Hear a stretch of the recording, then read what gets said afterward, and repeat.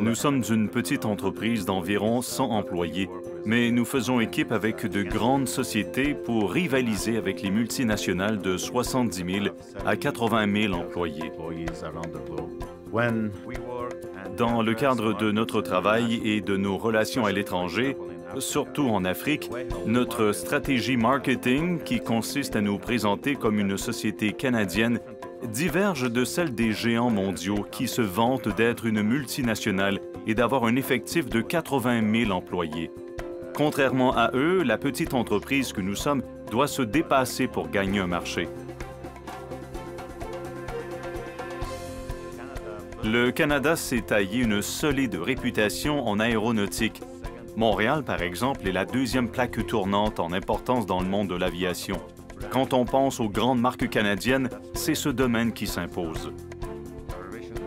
Nos relations avec EDC ne datent pas d'hier. Dans les années 1980, nous avons fait appel à elle parce que nous devions faire assurer nos projets à Cuba. Au début des années 1990, nous avons construit 3 aérogares passagers à Cuba, soit à Holguín, à Camagüey et à Cayo Largo, et nous avons eu recours aux produits d'assurance d'EDC dans le cadre de ces projets. Plus tard, le financement d'EDC nous a permis de construire 2 aéroports, un à Varadero et un autre à La Havane. Et ce sans parler d'une tour de contrôle à La Havane et plus tard d'un centre de contrôle qui règle la circulation aérienne sur toute l'île de Cuba. Voilà 40 ans que nous travaillons avec des pays en développement de l'Afrique, de l'Amérique du Sud, de l'Asie et plus récemment, de l'Union européenne.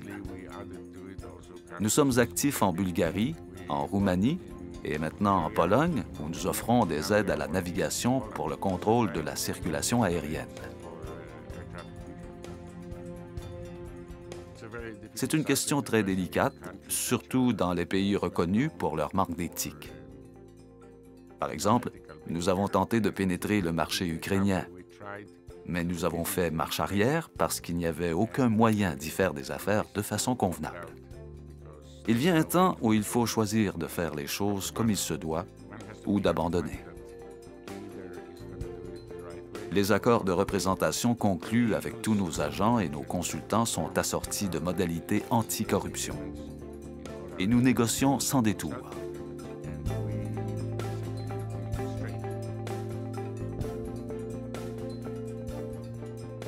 Lorsque nous commençons à faire des affaires dans un pays et que nous présentons à nos nouveaux clients le grand livre marketing d'EDC, ils sont toujours impressionnés, à notre plus grand plaisir, de voir que le gouvernement du Canada, plus précisément EDC, nous considère comme une entreprise sérieuse.